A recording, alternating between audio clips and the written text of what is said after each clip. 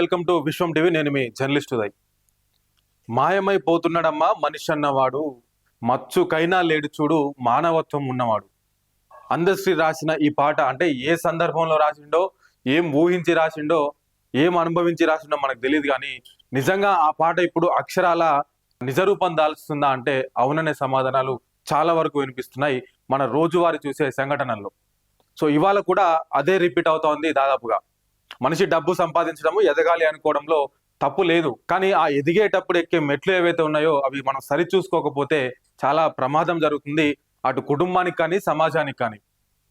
So ఈ మాటలు మీకు ఇప్పుడు అర్థం కావట్లేదు. నేను చెప్పే ఈ స్టోరీ వింటే ఇది నిజంగా జరిగింది. ఇది వింటే కనుక అందరి హృదయాల్లో ఒక విషాదం అయితే చోటు చేసుకుంటుంది.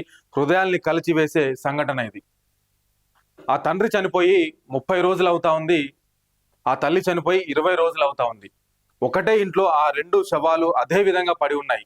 కొడుకేమో అమెరికాలో ఉద్యోగం చేస్తూ సంవత్సరానికి 50 లక్షల రూపాయలు సంపాదిస్తున్నాడు. సో ఏంటి ఈ విషాద గాథ ఏంటి, దీని వెనుకున్నటువంటి ఆ వీడియో ఏంటి, ఆ మ్యాటర్ ఏంటి అనేది నేను మీ ముందుకు తీసుకొస్తాను. రండి ఒకసారి.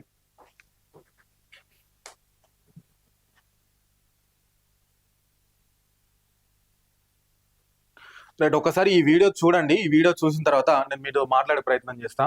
అంటే వీడియో మొత్తం కూడా నేను పూర్తిగా చూపించలేకపోతాను మీకు, అంత విషాదకరంగాను అంత ఘోరంగా ఉంది వీడియో అంతా కూడా. నేను కొంచెమే చూపించే ప్రయత్నం చేస్తాను మీకు.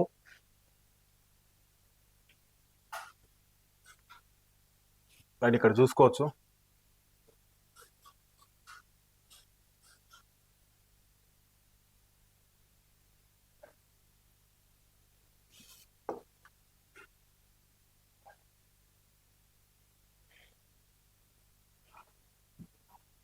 ఓకే, సో ఇక్కడ ఇద్దరు తల్లిదండ్రులు చనిపోయారు, వాళ్ళ మృతదేహాలు కుళ్ళిపోయినాయి. తండ్రి మృతదేహం అయితే ఆల్మోస్ట్ అంతా కుళ్ళిపోయింది, ఆయన ఎముకలు మాత్రమే కనిపిస్తున్నాయి. తల్లి మాత్రం కుళ్ళిపోయినటువంటి స్థితిలో ఉంది. అసలు ఏంటి ఈ మ్యాటర్ అనేది ఒకసారి మనం చూద్దాం రండి. ఇగో, చదువు డబ్బు కానీ మనసు ఎక్కడ, మన సమాజాన్ని ఆలోచింపజేసే ఒక సిగ్గు చేటైన నిజం. ఇటీవల వెలుగులోకి వచ్చిన ఒక ఘటన మన సమాజానికి అద్దంలా నిలుస్తుంది. ఇంట్లో తండ్రి చనిపోయి దాదాపు 30 రోజులు, అదే తల్లి చనిపోయి 20 రోజులు గడిచినా ఎవరికీ తెలియని పరిస్థితి. ఇద్దరి మృతదేహాలు ఇంట్లోనే కుళ్ళిపోయి పురుగులు పట్టే స్థాయికి చేరిన తర్వాతే విషయం బయటకు వచ్చింది. ఇంతటి విషాదం వెనుక ఉన్న వాస్తవం మరింత బాధాకరం. వారి ఏకైక కొడుకు అమెరికాలో ఉంటూ ఏటా 50 లక్షల ప్యాకేజీ సంపాదిస్తున్నాడు. ప్రపంచ స్థాయి చదువు, భారీ ఉద్యోగం, ఆర్థిక స్థిరత్వం అన్నీ ఉన్న తల్లిదండ్రుల కోసం ఒక్క ఫోన్ కాల్ కూడా చేయలేని నిర్లక్ష్యం అతడిలో కనిపించింది. ఇది వ్యక్తిగత వైఫల్యమా అంటే, లేదా మన సమాజం తయారు చేసిన వికృత విలువల ఫలితమా అంటే, ఈరోజు మనం పిల్లలకు నేర్పుతున్నది ఏమిటి? మార్కులు, డిగ్రీలు, విదేశీ ఉద్యోగాలే విజయమని చెబుతున్నామా? తల్లిదండ్రుల పట్ల కృతజ్ఞత, బాధ్యత, మానవత్వం గురించి మాట్లాడటానికి మనకు సమయం లేదా? విదేశాల్లో స్థిరపడడం తప్పు కాదు, సంపాదించడం నేరం కానే కాదు. కానీ ఆ ప్రయాణంలో తల్లిదండ్రులను పూర్తిగా మర్చిపోవడం మాత్రం అక్షమ్యమైన తప్పు. డబ్బుతో విలాసాలు కొనగలిగిన ఆ డబ్బుతో కోల్పోయిన మానవత్వాన్ని మాత్రం మనం కొనలేం. తల్లిదండ్రులు దేవుళ్ళు అని చెప్పుకునే సంస్కృతి మనది. అలాంటి సంస్కృతిలో పుట్టి పెరిగి వారి మృతిని కూడా గుర్తించలేని స్థితికి మన పిల్లలు చేరుతున్నారంటే అది ఒక్క కుటుంబ వైఫల్యం కాదు, సమాజ వైఫల్యం. ఈ ఘటన ఒక వార్తగా మాత్రమే మిగలకూడదు.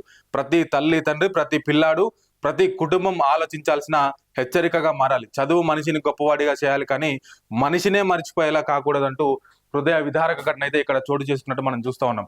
దాదాపు 50 రోజులు అవుతా ఉంది వారిద్దరు కూడా చనిపోయి. కానీ ఆ కొడుక్కి తల్లిదండ్రులకు ఫోన్ చేయాలనేటువంటి ఆలోచన కానీ, తల్లిదండ్రుల బాగోగులు తెలుసుకోవాలనేటువంటి స్థితి కానీ అతడికి రాలేదు. సో అతడు చేస్తున్న ఉద్యోగం రీత్యా కావచ్చు, అతడున్న పరిస్థితుల దృష్ట్యా కావచ్చు, ఏదైనా కావచ్చు, కానీ తల్లిదండ్రులను ఇంతగా విస్మరించడం పట్ల జరిగినటువంటి అనర్థాలు ఏంటో మనకు స్పష్టంగా అద్దం పట్టే విధంగా కనిపిస్తా ఉన్నాయి. సో ఇట్లాంటి ఘటనలు చాలా జరుగుతున్నప్పటికీ కూడా మార్పు రావాల్సిన అవసరం ఎంతైనా ఉందనేది అందరి నుంచి కూడా వినిపిస్తున్నటువంటి వాదన. చూస్తూనే ఉండండి విశ్వం టీవీ. మరికొన్ని విషయాలతో మీ ముందుకు వస్తాను.